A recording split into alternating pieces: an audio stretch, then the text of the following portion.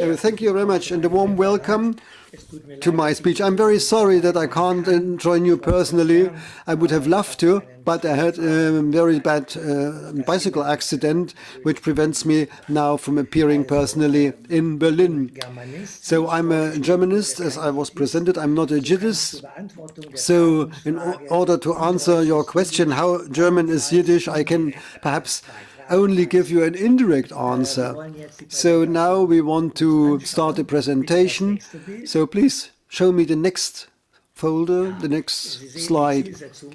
You see the objective. In general, I want to make a contribution to the linguistic capturing of the term of language and variety. What is language and what is a variety of a language? And in particular, I want to speak about a concept of language and its variations, using the empirical examples and looking also on contact varieties of the German language. This is what it's going to be all about. Next slide, please. So these are the 5 points of my agenda. First, I will clarify the term of language and contact research. Then I will speak about variations and variations linguistics and how they interrelate. Then I will speak about varieties of the German language using the diatopic variations field. That means regional geographic environment. And later I will concentrate on a special case, contact varieties, and I will sum up in point 5. Next slide, please. So let's start with the usual assumptions. So when you speak about language and think about language, even in linguistic science, you have certain prejudice or stereotypes, shall I say. Let me mention some of them in these 4 points. Very often you think that language is something very rigid, something permanent and of little change, something unified or closed, even something normative. Another assumption very often found is that you can separate languages very exactly from each other. You can clearly say this is language A and that is language B. And then exchangeability and differentiability of the languages. And now in the next slide, we will see whether this assumption holds. Now, the unity of language. There is a question mark to that. The sociolinguist Willem Leerboff in Anglo-Saxon research long since has found that language does not only change over time in chronologic order, but is also variable and heterogeneous at any time in itself. And again, there are 2 dimensions to that. Different speakers use language depending on spatial and social parameters in a different way. Just think of pronunciation, regional variation, and social variations. But in the second aspect, in the second case, the same speaker has several registers depending on their interview partners and situation. So invariability of language is a fiction. Next slide, please. Differentiability. There's also a question mark. This is not totally true. Just think of dialects. Between them, there are almost no clear differences. You have in Western Europe a West German dialect continuum, for instance, German and Dutch. When you look at the dialects at the language bearer, you can't even separate dialects very clearly, whether it's a German dialect or a Dutch dialect. So it is very difficult to put it into these schemes. Or the West Romance continuum, the North Scandinavian or the North Slavic continuum. And you can also look at other continua. So you can derive from this, the larger the geographic distance, the lower mutual understandability. So the forms of language are forming a continuum, and the further you are away from each other, the lower is the comprehensibility, and association to a certain variability is very often difficult. That's what I tried to explain using the example of Dutch and German, but you can find the same thing in the Roman languages as well. So this is So also this differentiability is also has to be put with a question mark. Now, semantic exchangeability. Normally, all languages say the same. Is that true? Do the words really have the same meaning in each language? Certainly not. Everyone who has ever translated a text knows that the words are not the same, don't have the same meaning in each language. So semantic exchangeability is not really a given. So the same level of differentiation is also not there. Just think of the phenomena of speech context, language context. There are also totally new languages coming up. First as jargon, which is just spoken off the cuff without having any fixed standards. So that may result in pidgin language or a so-called developed or extended pidgin, and that may really turn into Creolic language. This is a whole bandwidth of possibilities. So it's not true that all languages have the same level of differentiation. Next one, please. So continuing prototypes. Due to the above assumptions, one can of course ask oneself whether we need a term for language as well. From the methodologic point of view, this does make sense. Terms such as German and English and Dutch can be used due to the level of prototypes. But on the other hand, there are also different levels of these categories, pertaining to these categories. Of course, there are German Germanic languages and there are peripheric forms of language where, of course, it may be discussed whether the continua are really there. In the concrete experience of language, there are some language continuums, what we can observe. What empirically is a reality is a continuum, but the individual languages, as you can see, languages I've put in inverted commas, they are created by our work with the terms as an abstraction. As a result, the term can be turned around. If we speak about language contacts or using these terms, we actually have in mind, if we really argue in a very strict way, we have a wrong setting of priorities, because language is seen as the primary part. So when we speak about language context, we suggest that there are ready-made languages with a certain which we come into contact, and contact is secondary. So first there is the language, and second is the contact. This is the conventional look at it. But I think it's actually the other way around. The means of understanding, like language, is only negotiated in interaction. Languages are created by talking with each other, that is, by making contact. So this is a different view, and I would suggest that contact is turned into language. So we have the contact first, and then language is the result of that contact. This is the opposite than the conventional approach.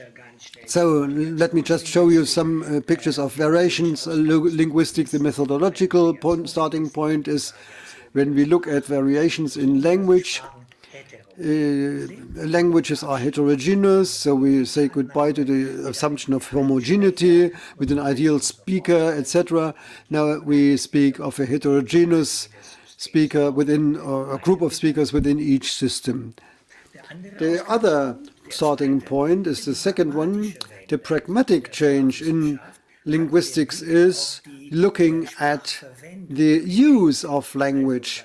That means that language is a central element of social coexistence, and language is also seen as social activity, or social acting rather than an abstract picture, because we are acting in its authentic use.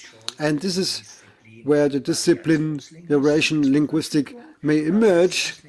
Variations linguistics, for me and for other scientists, although it's not clear, it's a hyponym, and actually it should read variations linguistics, and this is a secondary level. So variation linguistics is the generic term, And thank you for this new picture, variations linguistic. You see the subject of research, variation of language variables. Looks very complicated, but it's easy. The premise is variation is the essential feature of language. I mark this. It's not any, but the essential feature. And the theoretical basis is variation is the correlation of linguistic and social structures. That is, when a constant and an abstract category, that is a variable, comes in the shape of different and less abstract and functional equivalent forms. That means in the form of variants. A variant, maybe Samstag or Sonnabend in German, 2 words for Saturday. So, variety. You have to distinguish varieties from variants. Variety, you see it at the top. It is something systematic. It is the development of a language on the one or another dimension of a linguistic variation, of a combination of features such as a construct, dialects, and sociolect. And a variant is a unit of a language system in its feature, and to alternate it with the other elements of different levels. So, for example, allophones and territorials. Varieties are concrete linguistic elements, and varieties are bundles of variants. How does a language vary? German, but almost every other natural language. Of course, the dimensions are identical, but the extent of these dimensions are variable.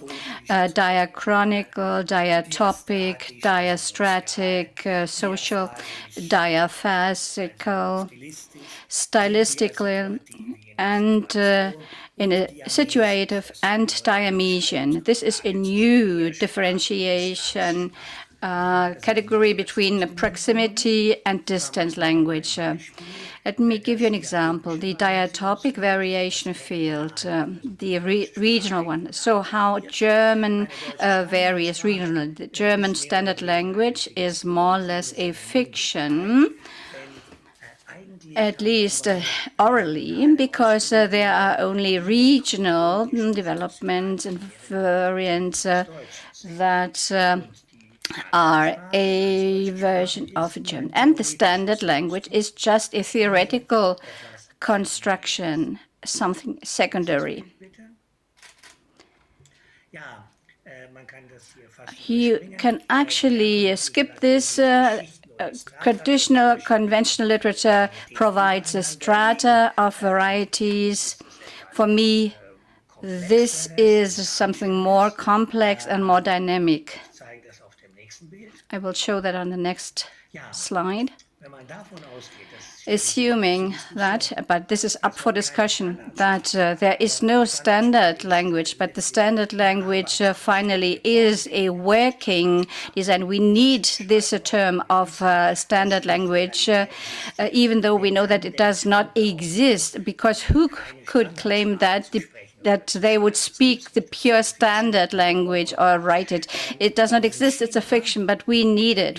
In this diagram, you have the hypothetical standard language on the left, and to the right you find regional variation fields, dialects in green, the regional typical vernaculars in blue, South German, North German, national varieties, Austrian, Belarusian, etc., and German as a minority language in language context situations. But let's go back. Where is the German language situated? Here in the center. You see here these vibration between standard language and dialect, and standard language and vernacular, etc. But there are also overlappings of these lines. And the German language is somewhere in the middle, depending on what the context is, and the edges are just scientific objects, and that is how I see it. So now we distinguish in unilingual hybrid varieties went from variants, various dimensions. There is a complex of them. For example, varieties from a dialect, they enter the sociolect, etc. And on the other hand, there are bilingual hybrid varieties, and we call them the contact varieties. So we come to that in the next slide. The contact varieties, they come into being through context or interaction between languages, more precisely between groups of speakers. There is a linguistic and communicative pressure of adaptation, and the prototypic examples are Pidgin, Creole, and learning variants, interim languages, and dialects. The contact varieties, they have the following features: restructured, often simplified grammar. That's to say, a grammatical reconstruction, a specific lexicon, and often expressions are only known to insiders and their connotations. And there's a specific, mostly limited household of themes and instability of contact variabilities based on changes in the communication conditions. Of course, you could now say that every language is in the process of change. Every language is changing, but the contact varieties, they show a very high degree of changeability, particularly when there is a multilingual context. Contact varieties, they are typical in the area of spoken language. This is evident. They have a close relationship to a higher standard language, so you can derive what it comes from. And there are also crossings, mixes of hybrid entities. They are typical features of contact varieties. At the latest, since Jaron Madras, we have known that not only individual words can be transferred between the various languages, but there are various exchange processes at all sorts of linguistic levels. Concrete material can be transferred. Abstract structural patterns can be transferred, meanings, and also, what is even more interesting, context of use for words or structures. Against this background, I'm quickly show you on the next pictures a few pieces of evidence. Unfortunately, we cannot go into more depth for time reasons. Just for illustration here, I deal with the contact varieties of German in Hungary and Czech Republic and elsewhere. You see here Hungary puts that in Iklad, and these are of Bavarian origin. Nadish and Wielan are of Rhenish origin. Iklad in the north. Iklad it used to be a three-language place: German, Hungarian, and Slovak was spoken there. And what is created in this context will be shown in the next slides. This transcription is the original notation from our project. Please don't be afraid, you don't have to read that line by line. I just want to illustrate by that what is possible. Hybrid sentences. What you see in the second line, that is the German explanation of Hungarian embeddings of Putzavan, of a Bavarian Hungarian place. That is to say, the speakers, they wander between two languages, and that is how these dialogues come into being. This is similar with the difference that there are three languages of varieties involved: Slovak, Hungarian, and German. Vučka is Slovak, Hat is Hungarian, Vlada is Slovak again, and the rest is German. That is very normal under these given cultural circumstances.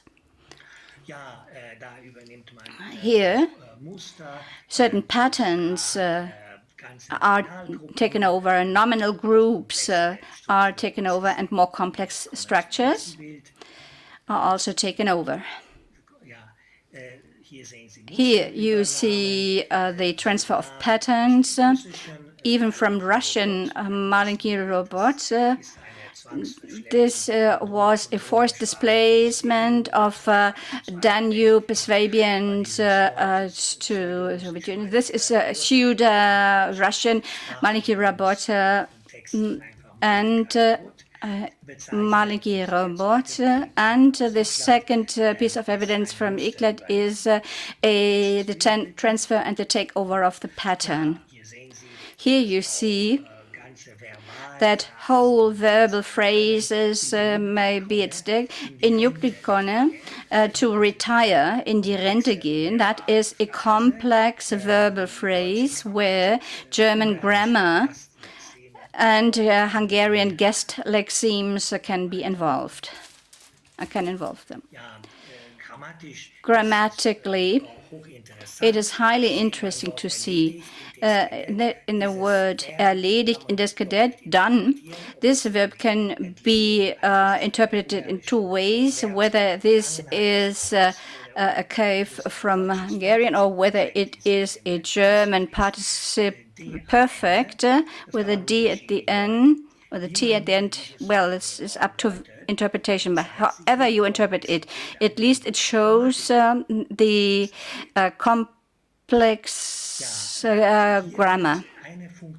Here, one function is marked twice, 10,000 foreign tau.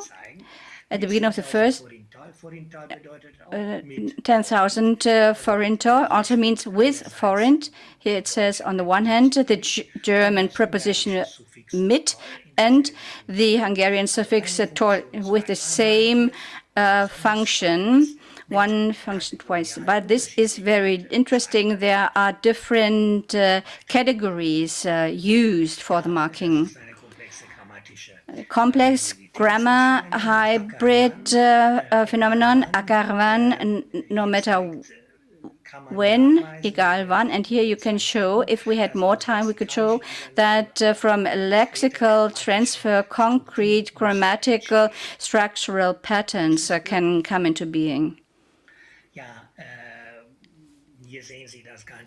Here you see the whole phrase. They can also die junge Resi at Korapol, not only individual words, not only grammatical morphemes, not only syntactical patterns are taken over, but whole phraseological pictures can be transferred.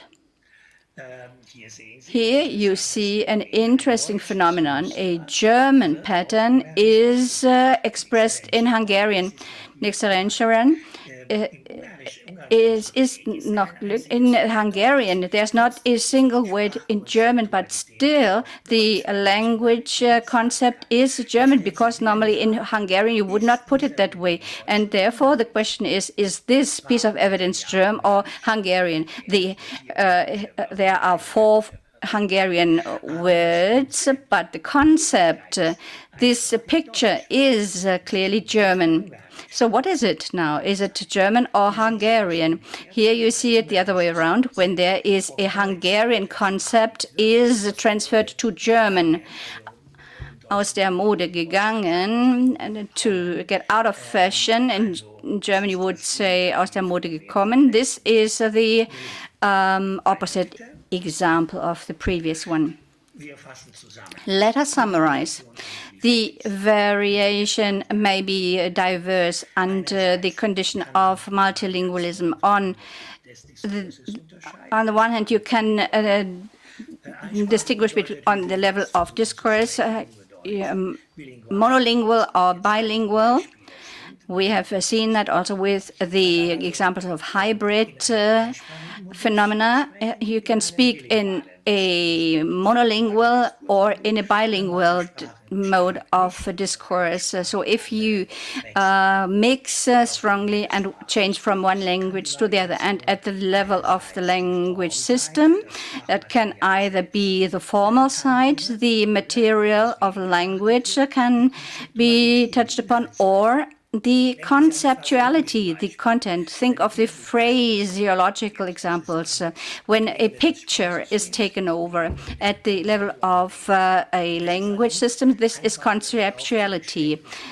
That is to say, one cannot only limit language A and B and say they are varied and there are at least these subtypes, and I tried to model them in this way. Last but one slide. A chronology of dynamism and dynamic development. You can also see a sequence. It starts with a convergence as a long-term strategy and as a way to accommodation. First convergence, then accommodation that leads to a macro or meso synchronization by means of neutralization. Microsynchronization is also possible without previous convergence. And the last phase is diffusion, when everything actually is commonly spread. That is how I see the chronology of dynamic development of the coming into place of contact varieties and language formation. And my conclusion is the understanding and the contact are primary, and the means of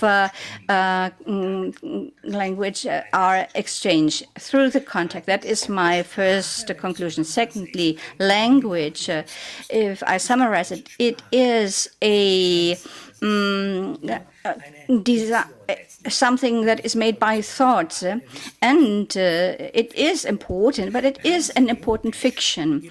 Purely semiotically, there is no difference between language and dialect. It is just an allocation and what you assign to and attribute to. But the next speaker will come to that in more detail. The language varieties, that is my next point. The language varieties, they are always in a complex interaction between stability and innovation.